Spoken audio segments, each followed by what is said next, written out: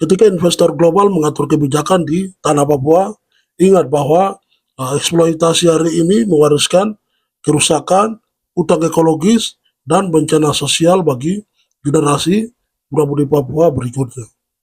Papua ini kaya, jadi realitanya tuh banyak keputusan besar dan izin tambang, perkebunan sawit, hingga tata ruang dibentuk oleh tekanan modal internasional. Investor global membawa uang, tetapi juga membawa pengaruh yang sangat besar terhadap kebijakan yang ada di seluruh tanah Papua. Salah satu contoh paling terang adalah operasi tambang raksasa seperti Freeport. Dengan nilai produksi miliaran dolar tiap tahun, keputusan yang terjadi adalah jauh dari Papua, yang mana hal ini tuh dapat menentukan nasib masyarakat di Tembagapura, Mimika, hingga kawasan adat Amumue dan Kamoro. Jadi laporan tahunan Freeport menunjukkan kontribusi triliunan rupiah ke pemerintah pusat dan daerah, tetapi di sisi lain catatan lembaga lingkungan juga menunjukkan penurunan kualitas sungai, sungai Acua, sedimentasi besar-besaran, dan hilangnya lahan adat.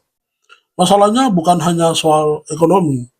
Jadi masuknya para pemodal global ini, internasional ini sering membuat pemerintah daerah berada dalam posisi serba terikat.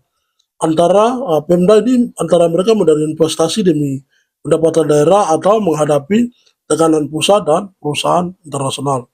Jadi beberapa studi akademik menyebutkan fenomena ini sebagai political capture, ketika kebijakan lokal dibentuk oleh kepentingan pemodal, bukan oleh suara rakyat. Jadi di tanah Papua, hal ini terlihat dalam penentuan konsesi tambang, SGU, perkebunan, dan penataan ruang yang sering berbenturan dengan hak wilayah masyarakat adat. Jadi kita bicara soal dampak lingkungan dan utang ekologis. Jadi eksploitasi besar-besaran ini meninggalkan jejak seperti sungai tercemar, hutan hilang ribuan hektar per tahun, konflik lahan terus meningkat, dan juga perubahan struktur sosial masyarakat. Jadi kerusakan-kerusakan ini para ahli menyebut sebagai utang ekologis. Kerusakan lingkungan yang tidak dapat dipulihkan dalam satu generasi, tetapi mewariskan risiko bagi generasi berikutnya. Peneliti politik Asia, Profesor Damien Kisbury, pernah menyatakan bahwa investasi besar di Papua tidak pernah netral. Ia selalu diikuti perubahan politik, keamanan, dan dinamika yang menggeser posisi masyarakat adat.